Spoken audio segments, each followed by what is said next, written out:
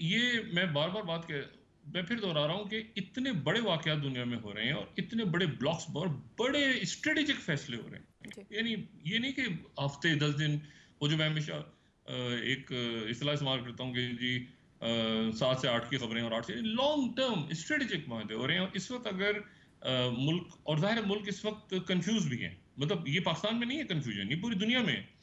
देखिए दुनिया में इसलिए है कि जो प्रेसिडेंट बाइडेन है जी। अमेरिका के, वो लेम डक, लंगड़ी बत्तख, ये जो इस्तिलाह है, वो लेम डक प्रेसिडेंट हो चुके हैं। और लेम डक जो है, ये लेम डक की जो इस्तिलाह है, ये इस्तेमाल गालिबन होती स्टॉक मार्केट्स में, लंदन वगैरह की स्टॉक मार्केट्स जो हैं, सही। वहां पे जो लोग स्टॉक में पैसा लगाते थे और उसके बाद वो पैसा उनका डूबना शुरू होता, तो वो पैसा तो है मगर वो डूबा हुआ है, वो ऐसे प्रोजेक्ट में लग गया है जो प्रोजेक्ट जो ठुस हुआ है, तो वो लेम डक, उसको वो स्टॉक ब्रोकर्स कहते थे ये लेम डक है, मतलब ये लंगड़ी बत्तख है। भी पैसा तो है इसके पास, ऐसी जगह पे फंस गया इसका पैसा कि वो है भी, इसका नहीं भी है, तो बस ये ठुस हो गया।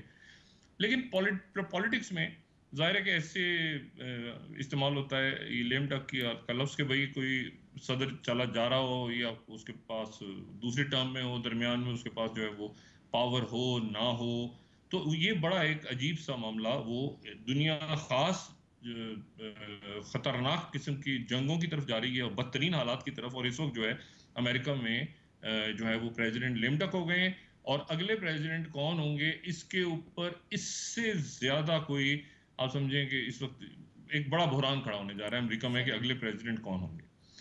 और वहां पर जो मैं उसमें एक मजीद ऐड करूं बात, के जो प्रेसिडेंट बाइडन है वो तो लेम डक हो रहे हैं, और क्यों मैं उनको कह रहा हूं मैं आपको भी बताता हूं उसकी जी। वजह।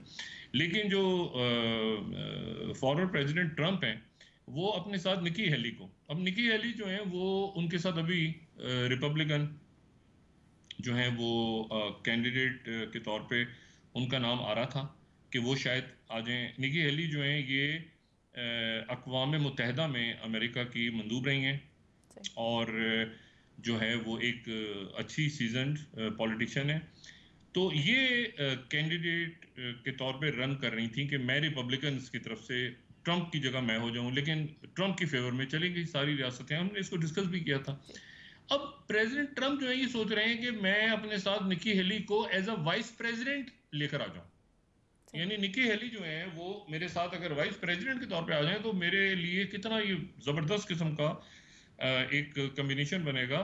क्योंकि उधर सामने जो है वो प्रेसिडेंट बाइडन और कैमिला हैरिस का तो हमें पता ही नहीं चला कि वो कैमिला हैरिस ने किया क्या है 3-4 सालों में, वो तो हमें कहीं उनका रोल नजर ही नहीं आया। तो प्रेसिडेंट बाइडेन जब वाइस प्रेसिडेंट थे अमेरिका के, तो बहुत फाल थे, सही। और हमेशा वाइस प्रेसिडेंट्स फाल होते हैं। कई दफा तो प्रेसिडेंट्स का जब इंतकाल हो जाता है तो वो वाइस प्रेसिडेंट ही प्रेसिडेंट बन जाता है। तो लेकिन ये कि वो कैमिला हैरिस जो है वो तो बिल्कुल उनका कोई रोल पता ही नहीं चला कि वो है भी कोई।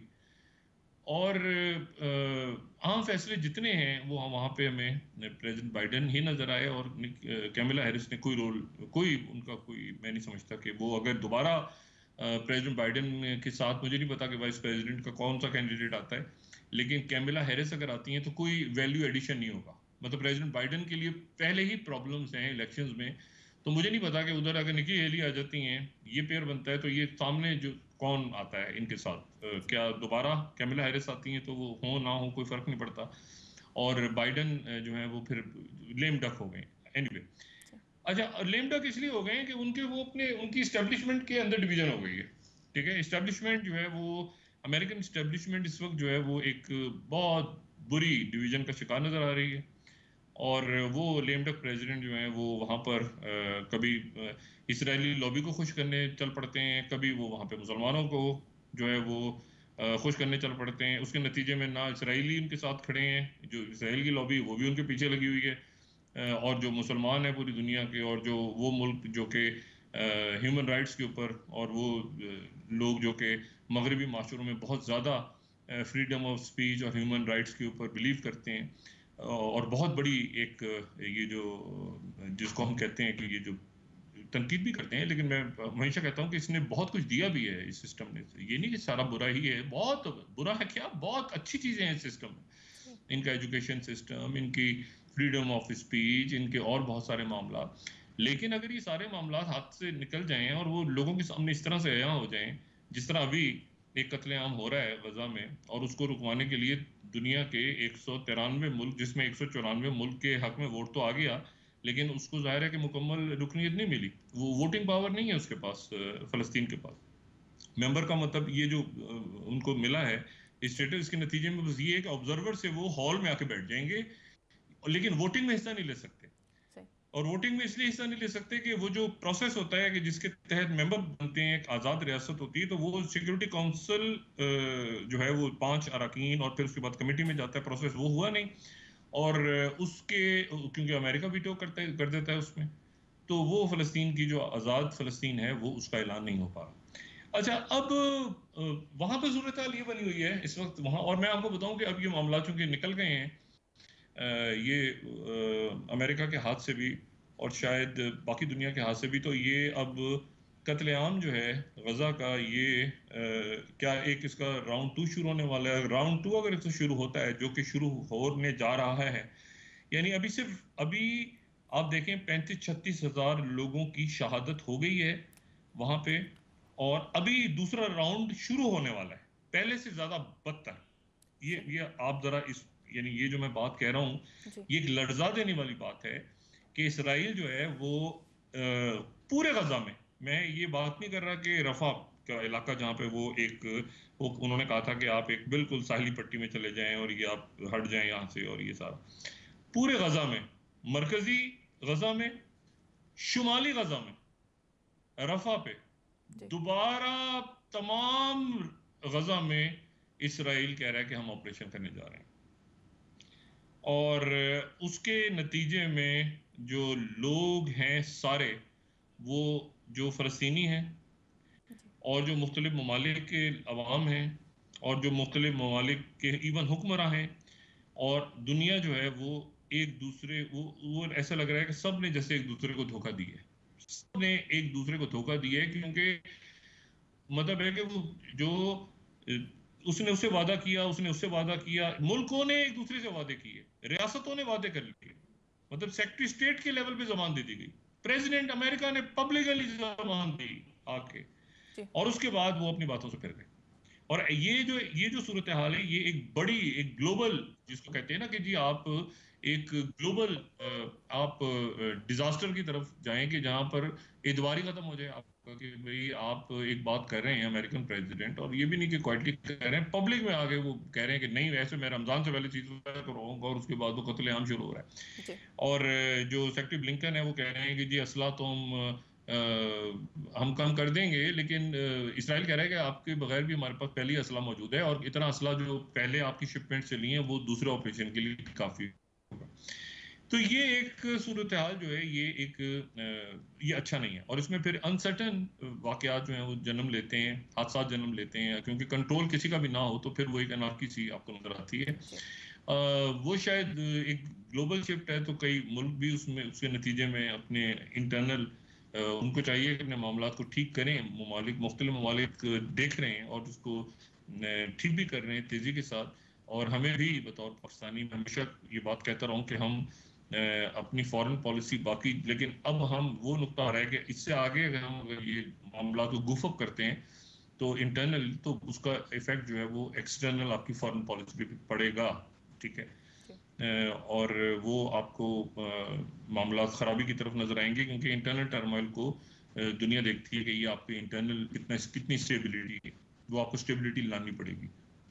और ये मुमकिन नहीं है कि आपके मुल्क से सरमायाकार बाहर जा रहे हैं और बाहर से जो सरमायाकार आपके मुल्क में आए, ये पॉसिबल नहीं होता।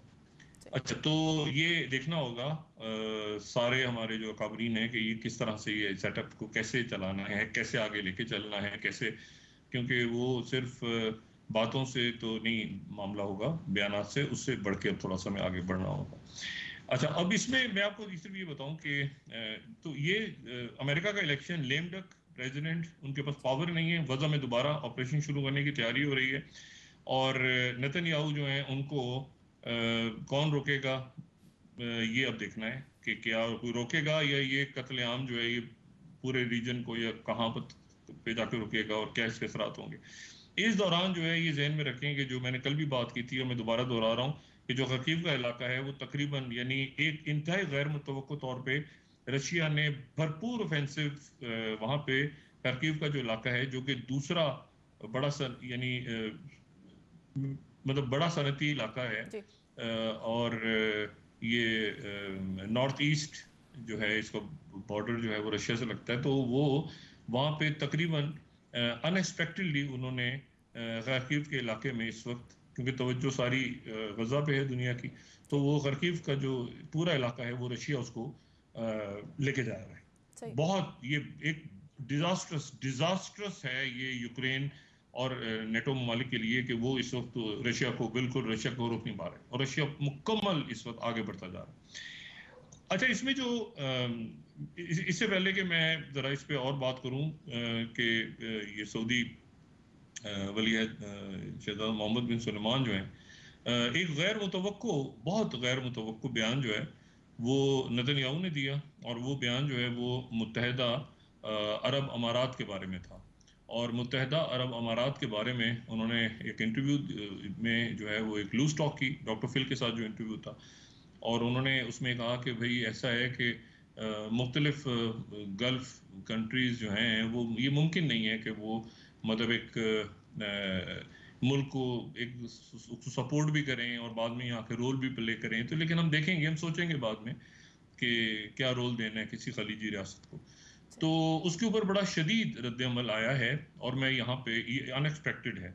अनएक्सपेक्टेड से मुराद ये कि वो भी अनएक्सपेक्टेड था, यानी वो नेतन्याहू ने जो बात की थी वो तो इस वक्त जो वो तो उसको तो कोई रोकने वाला नहीं है इस वक्त, लेकिन मुत्तहदा अरब अमारात ने इसको पब्लिकली, और मैं खलीज टाइम्स कोट कर रहा हूँ या फिर 9th स्लाइड, यूएई ने शदीद उसकी मजम्मत करते हुए कहा कि ये जो है, और उसमें जो अल्फाज उनके जो कि सोशल मीडिया पे उनके फॉरेन मिनिस्टर ने कहे हैं, जी। उन्होंने कहा है कि किसी किस्म का कोई मैंडेट जो है वो इस बंदे के पास नहीं है, नेतन्याहू के पास, और कोई इसकी साख नहीं है और कोई इसकी हैसियत नहीं है कि ये गजा का फैसला करे और फ़लस्तीनियों के मुस्तकबिल का फैसला करे। और बड़ा शदीद उनका जो है वो रिएक्शन है, और ये मैंने खलीज टाइम्स यहाँ पे जी। जो है वो कोट किया है। उसकी वजह यह है कि उन्हीं के अखबार को कोट करना इस यहाँ पे इस हसास मामले पे ज़रूरी है। और फिर मैं राइटर्स को भी कोट कर रहा हूँ। 5th slide, UAE hits out at Netanyahu for saying कि Gulf state could help run Gaza. उन्होंने कहा ये कौन है, ये आदमी कौन है जो बताएगा कि गजा कौन चलाएगा, अगर गजा को कैसे ठीक करना है और उसकी तमीज़, इसकी हैसियत क्या है। वो सख्त बयान दिया है मुत्तहदा अरब अमारात के वजीर खारजा ने। तो ये जो है ये नेतन्याहू साहब लगता है कि तुल गए हैं इस बात पे कि उनके साथ अगर कोई भी इस वक्त दुनिया का मुल्क अगर उनको कोई बात समझाने की कोशिश करता है या उनको, तो वो उसके गले पड़ जाते हैं। तो ये यूएई के अब जो है, पहले कतर के गले पड़े थे, फिर जब इजिप्ट के पड़े, अब ये यूएई के मत्थे लग गए हैं।